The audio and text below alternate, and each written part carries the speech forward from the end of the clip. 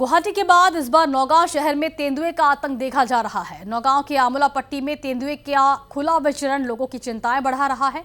आमोला पट्टी के कमलानंद रोड के घर से तेंदुआ निकला। बॉबी बरुआ नाम की एक महिला के घर के दूसरी मंजिल के बाथरूम में ये तेंदुआ छिपा बैठा था।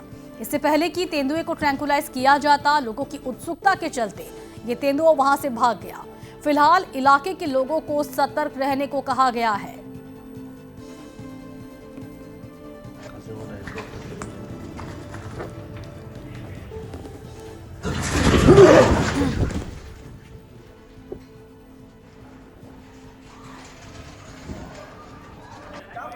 আমি গোটেইদিন কাম কৰি আছোঁ, খাবলৈ গৈছোঁ, খাই চাই আহিছোঁ, আহি পেলাই চাইছোঁ, চাই দেখোঁ বাঘ শুই আছে।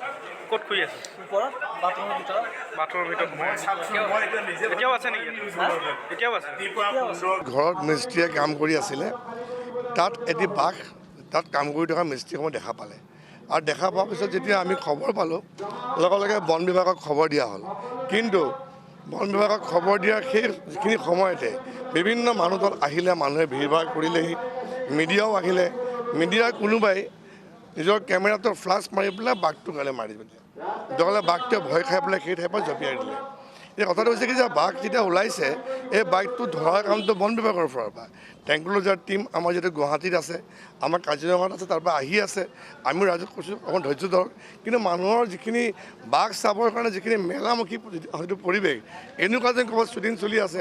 ইতিমধ্যে আমি এতিয়া আজি নগাঁও পৌৰসভাৰ ফালৰ পৰা আমি এতিয়া এনাউন্সমেণ্টটো দি আহিছোঁ যে এই ঠাইটুকুৰাত কোনো জনসমাগম হ'ব নালাগে।